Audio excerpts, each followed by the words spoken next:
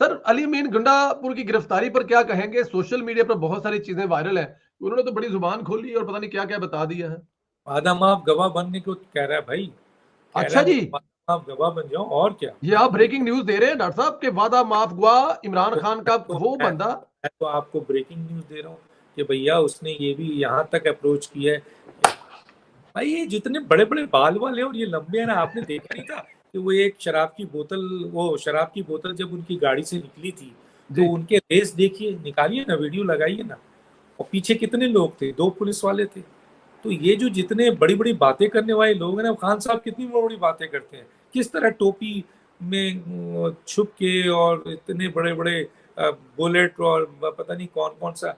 तो भैया ये टीपू सुल्तान की बात करते हैं और हरकतें इनकी जो है एक आम खवातीन से ज्यादा डरते हैं ये।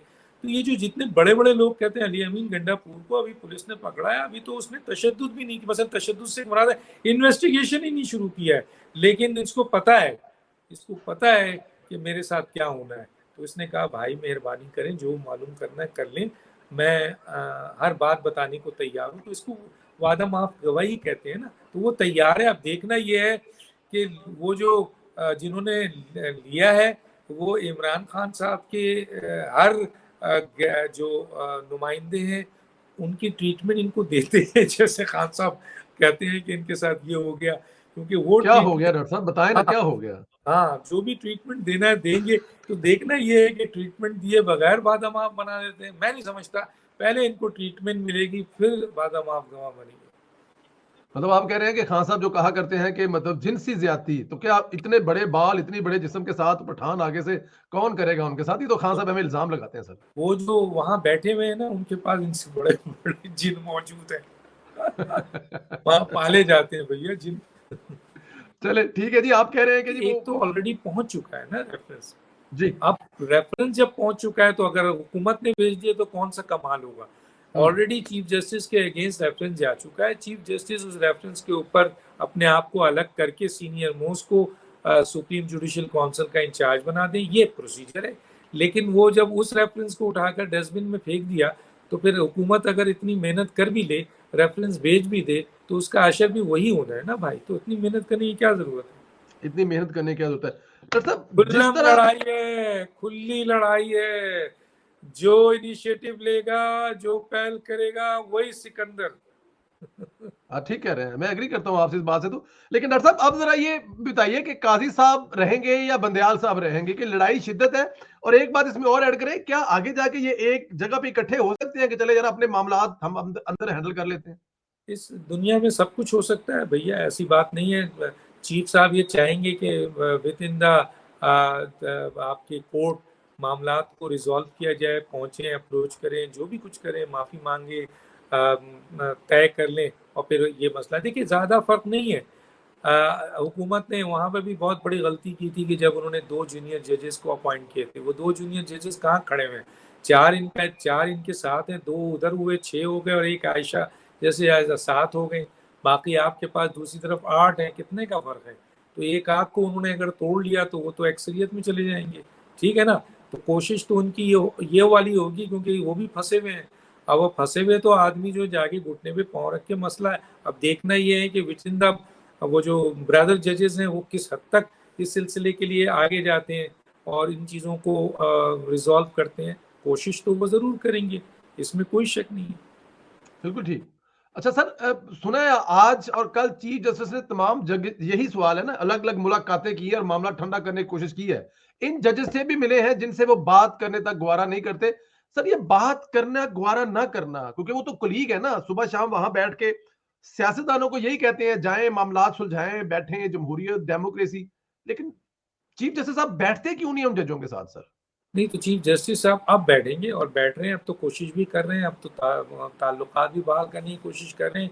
जब इंसान मुसीबत में होता है तो फिर वो हर से बातचीत करने को। अब देखें ना, इमरान खान कल तक कहते थे कि मैं इन चोरों, डाकुओं, लुटेरों, पता नहीं क्या क्या कहते थे, कि मैं बात ही नहीं करूंगा।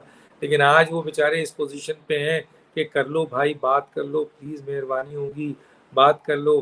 फिर गैरत थोड़ी सी ये जुमला बड़ा क्वेश्चन मारा है। फिर वो कहते हैं जी मैं नहीं बैठूंगा, मेरे लोग बैठेंगे।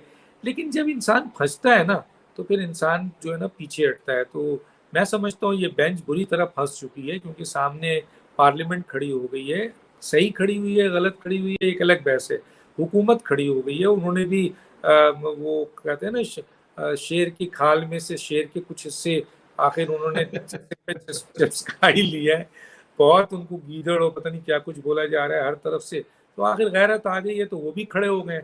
तो अब हर तरफ से जब खड़े हैं तो फिर इंसान तो चाहेगा ना कि जी मामलात को नॉर्मलाइज करके मैं ही सितंबर तक चीफ जस्टिस रहूं, और अगर मैं चीफ जस्टिस रह गया सितंबर तक तो फिर मैं बड़ी इज्जत से चला जाऊंगा, और शायद जो काम करना चाहता हूं थोड़ा बहुत वो भी कर जाऊंगा। और अगर अभी कुर्बान हो गया, फर्ज कीजिए अभी शहीद कर दिया गया, तो फिर तो मामलात बहुत गंभीर हो जाएंगे, क्योंकि मेरे खिलाफ भी सारी चीजें आ जाएंगी और सुप्रीम जुडिशियल काउंसिल आ जाएगा। भाई फुल कोर्ट क्यों नहीं बनाते हैं? वो इसलिए नहीं बनाते हैं कि फुल कोर्ट होगा तो वहां उनके कंडक्ट की सारी जो गलतियां हैं, जो फैसले हैं, वो सब डिस्कस होंगे, तो वो एक्सपोज हो जाएंगे। हो सकता है उसके फौरन बाद सुप्रीम जुडिशियल काउंसिल का इजलास बुलाना पड़े और इनको उस फुल कोर्ट के फैसले के तनाजुर में इनको हटा के चीफ जस्टिस बना दिया जाए, एक्टिंग क्या नाम है काजी फाइज ईसा को। तो इसलिए वो फुल कोर्ट की तरफ नहीं जाते, क्योंकि जब इंसान गलती करता है तो वो अपनी गलती को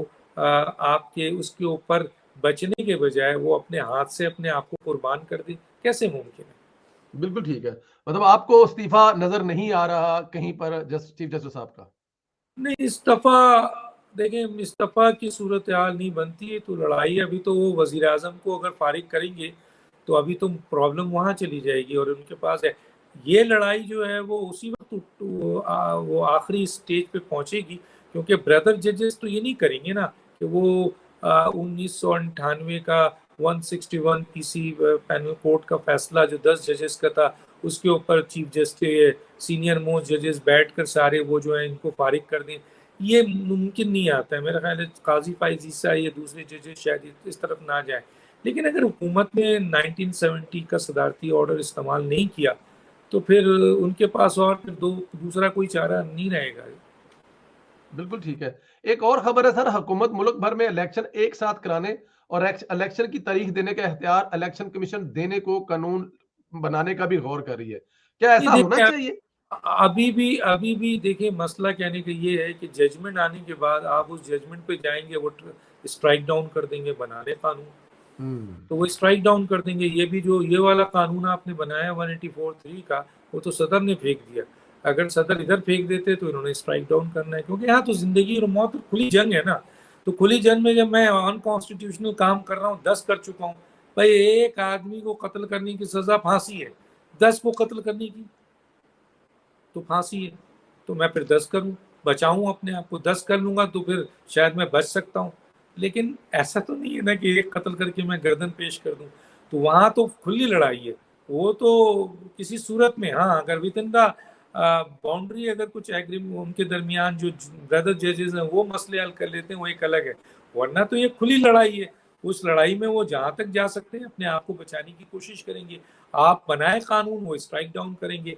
आप अभी 184(3) का क्या कर रहे हैं? सदन ने फेंका है, दोबारा कानून बनाएंगे, फिर फेंक देंगे इनके पास। तो ये चलता रहेगा सिलसिला। मसला ये है कि इसका आखिरी हद वही है कि जी हुकूमत जो है और वजीर आजम और काबीना जो है उनके अंदर जो थोड़ी सी गैरत आ गई है, उनको कहें थोड़ी सी और ले। बिल्कुल ठीक है। सर चीफ जस्टिस साहब लड़ाई लड़ किसे रहे हैं? अपनी लड़ाई लड़ रहे हैं, अदारे की लड़ाई लड़ रहे हैं, या फिर जो अतर मिनुल्लाह साहब ने कहा है कि किसी खास तरफ झुकाव नजर आता है उनकी लड़ाई नजर लड़ रहे ये हैं? बात सुनी, ये तो बिल्कुल है। अब तो इतना एक्सपोज हो चुका है ये सवाल आपका। मतलब मैं समझता हूँ कि गैर जरूरी तो नहीं कहूंगा, लेकिन मसला ये है कि किसको नहीं पता है कि चीफ जस्टिस साहब किसकी लड़ाई लड़ रहे हैं। इदारे हम्म। की लड़ रहे हैं तो अनकॉन्स्टिट्यूशनल फैसला कर रहे हैं। अगर अपनी जाति लड़ रहे हैं तो अपनी जाति भी अनकॉन्स्टिट्यूशनल फैसला तो नहीं कर। ये लड़ाई उन्होंने बिल्कुल जो लड़ रहे हैं, किसी को वजीर आजम लाना चाहते हैं, पूरा बेंच इस पे काम कर रहा है। वो समझ रहे थे कि हम बहुत पावरफुल है। वो तो आपने मौका दिया उनको बुजदिली वाली। जब आप बुजदिल बनेंगे तो फिर जाहिर है आप पर लोग चढ़ाई करेंगे। तो पूरी दुनिया को पता है कि उनका जो फैसला है वो किस तरफ जा रहा है। वो कोई इदारे की तरफ नहीं, नहीं नौजुबिल्ला, इदारे के साथ ऐसा फैसला कभी नहीं ना अपनी लिहाज से। ये टोटल जो है ना उसी तरफ जा रहा है जो किसी को वज़ीर आज़म को लाना चाहते हैं, और उन्होंने शायद इस बात का वादा कर लिया था कि जब तक मैं बैठा हूँ और मेरे ही अंडर में इलेक्शन होने और मैंने ही तुम्हें वज़ीर आज़म लाना है, और उसको भी इस बात का एहसास था कि जब तक ये बैठे हैं कोई माई का लाल ना मुझे कुछ छेड़ सकता है। और बल्कि एक साहब ने तो ये भी कहा मेरे प्रोग्राम में, हम देखते हैं कि चीफ जस्टिस को कौन माई का लाल सितंबर तक हटा सकता है। अब देखते हैं, माई के बड़े लाल हो गए तो कौन सा लाल जीतेगा। बिल्कुल ठीक है।